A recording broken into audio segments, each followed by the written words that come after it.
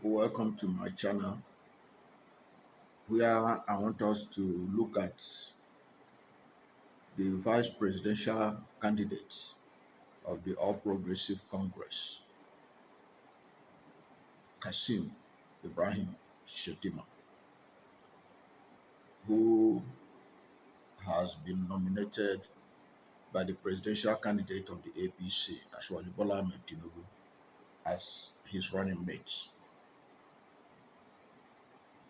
We know that his nomination has generated a lot of controversy.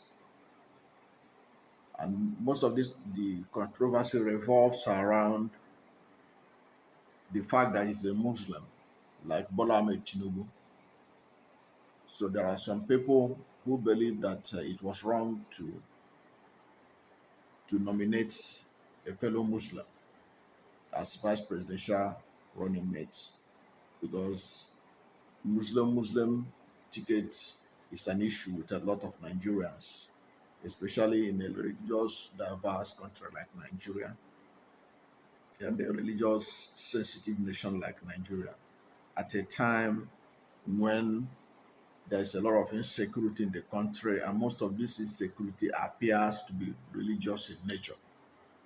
Although the government and some people try to downplay it, there's the insecurity in the country is a issue of criminality that has no religious dimension.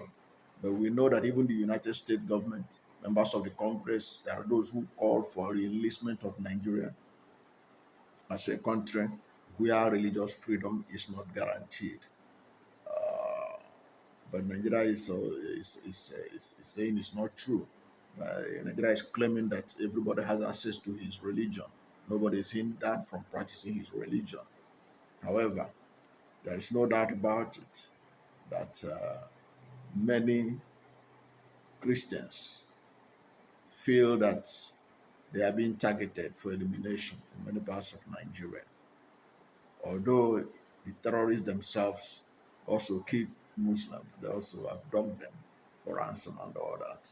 However, this is not like 1993 when MKO Abiola chose King Gibeon and fellow Muslim as his running mate. So that's where the attention had lingered for now. But there is another issue that are being subtly talked about.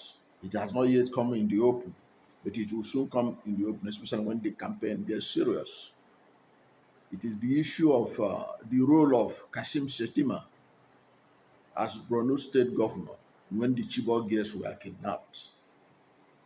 Shettima was the governor of Borno State in 2014 when the Chibok girls were kidnapped. And there are those who are not comfortable with the role he played, and that somebody that played that kind of role being given the authority of the Vice President of Federal Republic of Nigeria. Don't forget, as Vice President of Federal Republic of Nigeria, he will be entitled to security reports that are available to the president. Because even when when the president is not out of the country, he will be the person to receive security reports and act on some of them based on authorization by the president. However, the role he played at the time, the way he handled the issue of insecurity in Borno State, at the time that the Chibok girls were kidnapped, left a lot more to be desired. And this is because the the abduction of the Chibok girls was at the center of the disintegration of the President Goodluck Jonathan government. In fact, if you want to write about the end of President Goodluck Jonathan's government, it started from that kidnap. Because that kidnap was politicized. It was it was used effectively by the opposition to show how incompetent President Goodluck Jonathan was, without mentioning the role of Governor Kashim in the whole affair, being the person that is the chief security officer of his state. Don't forget, governors are the chief security officers of their states. That is why they have security votes. That is why they are expected to provide security in their states. Of course, when you suit the governors, they will tell you that they don't command any of the security apparatus. But that's not entirely true when a governor wants to work, when a governor wants to address an issue. Now, by the time WAEC examination was coming close in 2014, and the insecurity in Borno State was getting very dire, very seriously. The, the then coordinating Minister of Education, Nyesom Wike, who is now the, the governor of River State, wrote to the Borno State government on the need to provide security in schools ahead of the WAEC examination, because already the Federal Ministry of Education had received report from WAEC and NECO that they are not comfortable with the level of security in Borno State to conduct their examination in that state. So as a listening government, the Ministry of Education, headed by Nyesom Wike, wrote to the Borno State government. And the letter was written by Nyesom Wike as the coordinating minister. And this is what he wrote to Governor Kashim.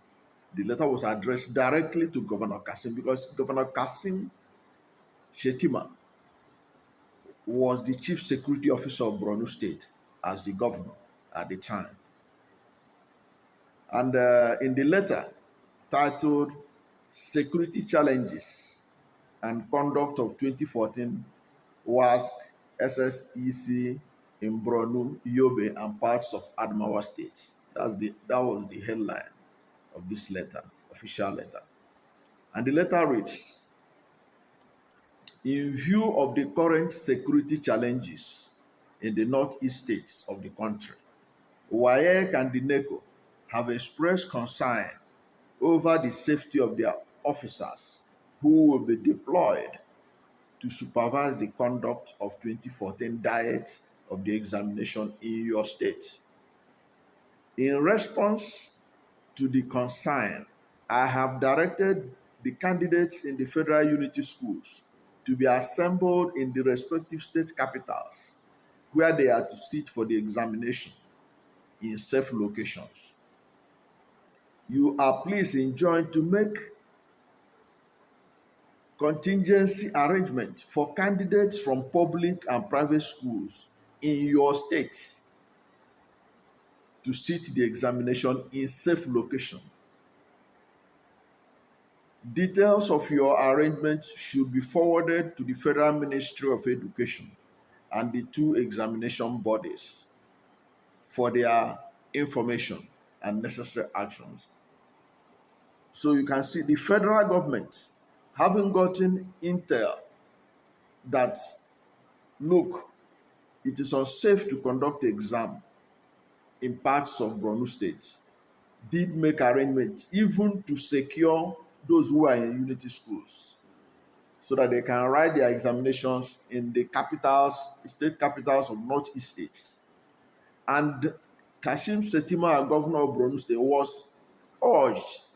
was directed to provide security and gather the students who are registered in Borno State in public and private schools so that they could be in a safe place to write the examination.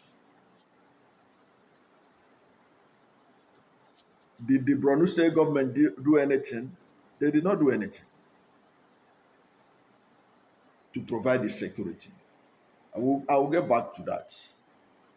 Then Wayek himself wrote to the deputy governor who was in charge of issues that have to do with security for schools.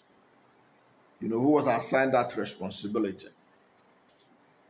And Wayek wrote to the state deputy governor, Zana Omar Mustafa. And the letter was written by F.M. Gaya, the zonal coordinator of Wayek. They complained that they had issue of security. And therefore, they are requesting the Borno State government to provide security in all the examination centers, including Meduguri, Biu, Askra, Lassa, and Chibok. Now, this was the situation of things. But did the government of Borno State provide security as directed and as requested? No. Because if they had provided security, the ease with which the Boko Haram invaded that Chibok girls' school and abducted over 200 schoolgirls would not have been the case. And to make matters worse, when these girls were kidnapped, Governor Shettima refused or failed to call the President and Commander-in-Chief of the Federal Republic of Nigeria. When he was asked why he did not call the President, he said he believed that security agents must have reported to the President. Can you imagine that kind of answer? You are the chief security officer of your state.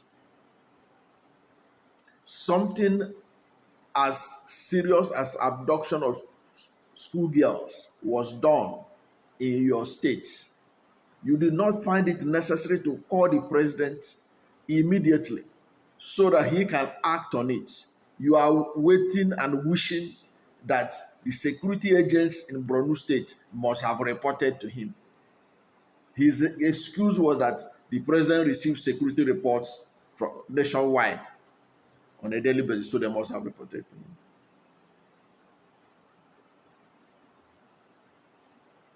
And the thing, it took 19 days before he could reach out to the president. By then, the Boko Haram had done everything they wanted to. They have disappeared into thin air.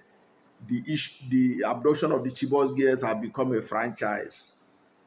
People are already protesting all over the place that the Chibok girls must be released. And they now became evidence of the alleged cluelessness, in quotes, of the President Goodluck Jonathan administration, that it is incapable of protection of lives, including the lives of schoolgirls. You now see people like Michelle Obama, wife of the President of the United States at the time, carrying placards, protesting, bring back our girls, became a hashtag that was trending all over the world. It was the last straw that broke the camel's back, which eventually culminated to the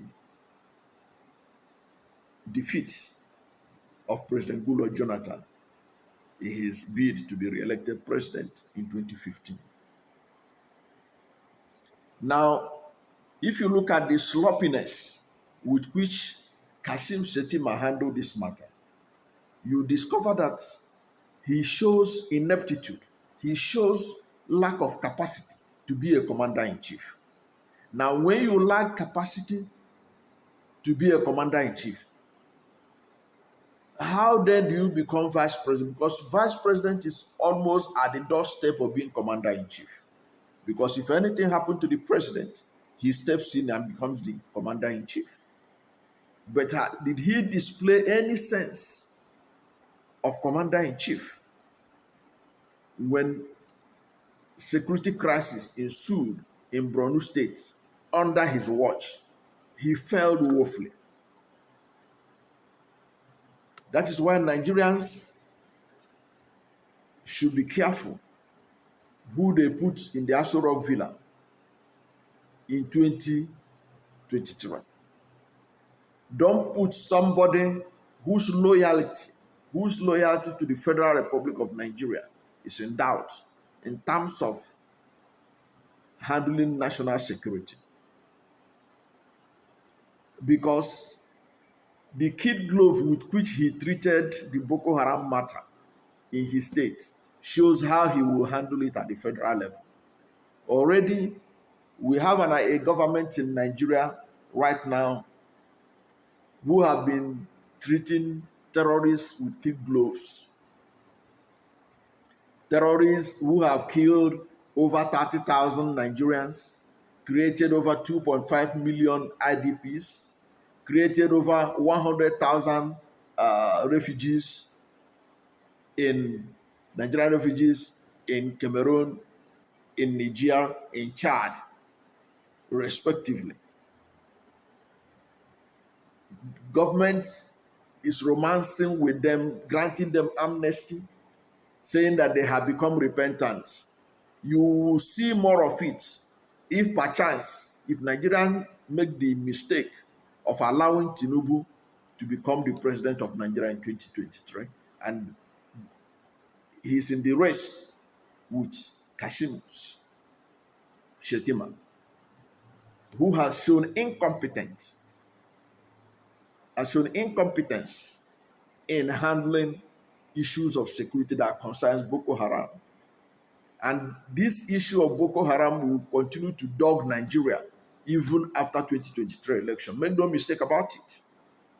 So whoever will be the next president of Nigeria or vice president of Nigeria will have this issue to grapple with. Somebody like Kashim Shettima will not be able to be frontal in dealing with Boko Haram the way the vice presidential candidate of Labour Party, Dr. Dati Ahmed, would. If you listen to Dr. Dati Ahmed, he is ready to confront them as commander-in-chief anytime that for any reason President peterobi is not in the country. He will do justice to make sure that they are dealt with. So you can be sure that under a Labour government, they have a vice president that have the capacity, that have shown enough anger against Boko Haram that the country will be safer under their watch than under the watch of Bola Ahmed Tinubu and Kashim Shettima. That is what I want Nigerians to think, to remember, and not to forget as they make their choices in 2023 presidential election. Thank you for watching this video. And please, if you have not yet subscribed to my channel, please subscribe to my channel. Hit the subscription button, hit the notification bell, like this video, share it widely. When you subscribe to my channel, anytime I have a new video, you will be among the first to know. God bless you.